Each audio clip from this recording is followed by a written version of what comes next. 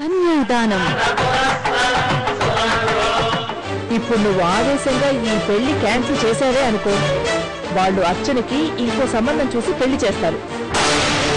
నిన్ను అవమానించిన అర్చన నీ కళ్ళ ముందే దాని మొగుతో హాయిగా సంసారం చేస్తుంటే నీకెలా ఉంటుంది చెప్పు? అప్పుడు నీ పగ ఎలా తీరుతుంది చెప్పు? అది నీ ఇంటి కోడలైందనుకో, జీవితాంతం దాన్ని పని మనిషిలా చూడొచ్చు.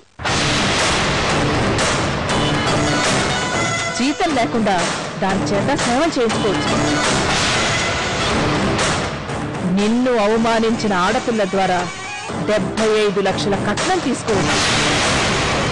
ఆ కట్నం డబ్బుని ఫైనాన్స్ కంపెనీలో పెడితే అబ్బో 4 ఏళ్లు తిరిగేసరికి 4 కోట్లు అవుతుంది.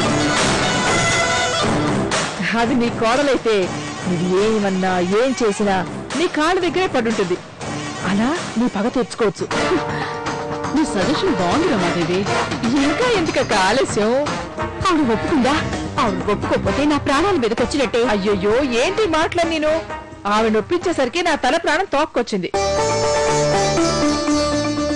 ఈ మాట చాలు రమాదేవి.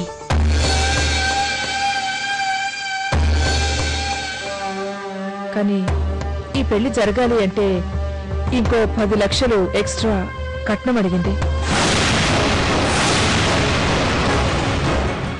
ఆవిడ చెప్పడం కాదు, నేను చెప్తున్నాను. ఈ పెళ్లి నేను చెయ్యలేను. అసలు నా టెన్షన్ అంతా ఈ 10 లక్షల గురించి కాదు, మరి నీ కూతురు అర్చన గురించి. ఇంతేనా? మళ్ళీ అది అలాంటి తప్పు చేయకుండా నా కూతురికి నేను నచ్చ చెప్పుకుంటాను. అంతే కదా వదినా? ఆ 10 లక్షల కట్నంతో పాటు అర్చన పద్మజరానికి క్షమాపణ చెప్పాలి. దానికి తను ఒప్పుకుంటుందో లేదోనే నా టెన్షన్. నేను చచ్చినా చెప్పను.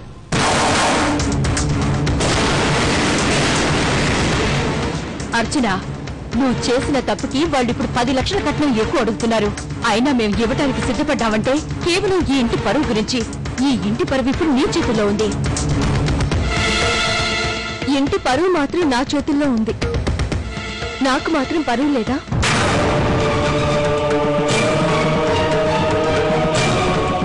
పది లక్షలు ఇచ్చి క్షమించమని అడగడం అంటే నేను తప్పు చేశానని ఒప్పుకోవడమే.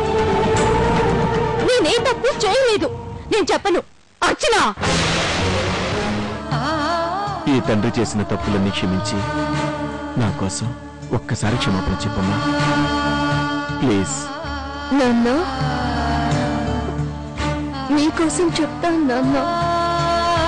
కానీ అక్కడ నీకేదైనా అవమానం జరిగితే అప్పుడు నువ్వు కాదమ్మా, నేనే ఈ పెళ్లి చేయను.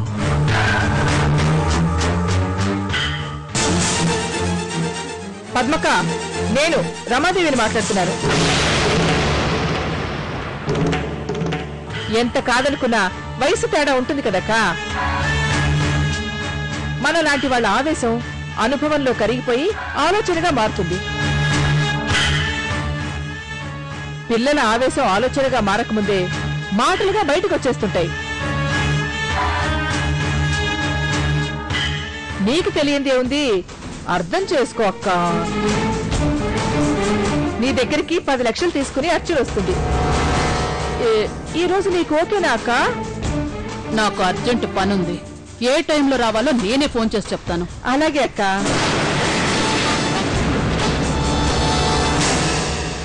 నిన్ను అవమానించిందని క్షమించడం ఏంటమ్మా? నాకు ఇష్టం లేదు. క్షమించడం నాకు కూడా ఇష్టం లేదురా. మనం క్షమించకపోతే హ్యాపీగా మరో పెళ్లి చేసుకుని మన ముందే పోజు కొడుతుందిరా. అదే క్షమించావనుకో, నన్ను ఒక్కసారి అవమానించిన దాన్ని మన ఇంటికి కోడలుగా తీసుకొచ్చి 1,00,000 సార్లు అవమానిస్తాను. దాని పొగరు అణిచివేస్తాను. ఇలాంటి అవకాశాన్ని వదులుకోకూడదురా. నువ్వు చెప్పిందే కరెక్ట్ అమ్మా.